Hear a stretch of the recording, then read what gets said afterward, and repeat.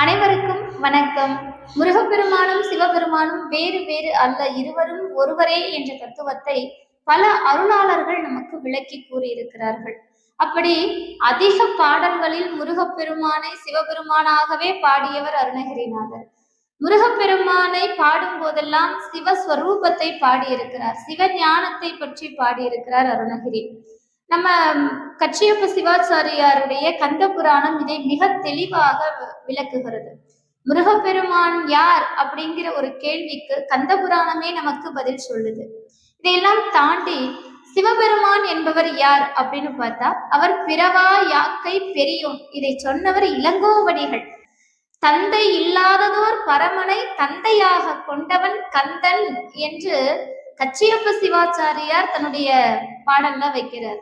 இப்படி பலரும் முருகப்பெருமானை சிவபெருமானாகவே பாடியிருக்கிறார்கள். இங்கே அருணகிரியார் சொல்ற சிவபெருமானுக்கு பிறப்பு இறப்பு இல்லை, பிறப்பும் இறப்பும் இல்லாதவனே இறைவன்.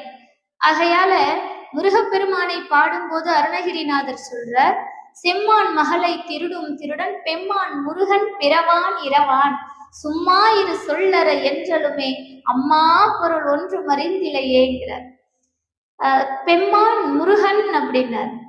செம்மான் மகளை திருடும் திருடன், திணைப்புணத்துல இருக்கக்கூடிய வள்ளி பிராட்டி, வள்ளி பிராட்டியின் மனம் கவர்ந்தவன் முருகப்பெருமான். அதை இங்கே சுட்டி காட்டுகிறார். பெம்மான் முருகன் பிறவான் இரவான்கிறார். இங்க பெம்மான் அப்படின்னு சொல்லும் போதே சிவபெருமானைத்தான் குறிக்கக்கூடிய சொல். பெம்மான் முருகன் யார் அப்படின்னா அவன் பிறப்பற்றவன் இறப்பற்றவன் என்றார் அருணகிரி. இந்த ஒரு விஷயத்த நம்ம கந்த புராணத்துல இருந்தே பார்க்கலாம். முருகப்பெருமானின் உதித்த அந்த காட்சியை, முருகப்பெருமான் வந்து உதித்த காட்சியை கச்சியப்ப சுவாமிகள் சொல்ற, முருகப்பெருமான் தோன்றினார் என்று சொல்லல, முருகப்பெருமான் அவதாரம் செய்தார் என்று சொல்லல, முருகப்பெருமான் பிறந்தார் என்று சொல்லல, முருகப்பெருமான் உதித்தார் அப்படின்னு சொன்னார்.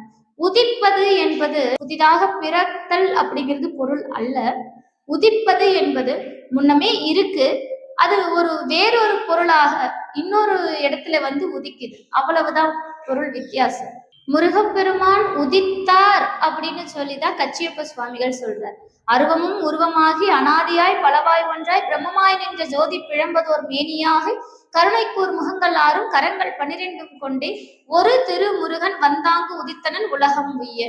இங்கே அருவமும் உருவமாகி அனாதியாய் பலவாய் ஒன்றாய் பிரம்மமாய் நின்ற ஜோதி பிழம்பு, இது வரைக்கும் சிவபெருமான். அப்ப இப்படி இருக்கக்கூடிய சிவபெருமான் எப்படி வந்தார், எப்படி உதிக்கிறார் அப்படின்னா, கருணைக்கூர்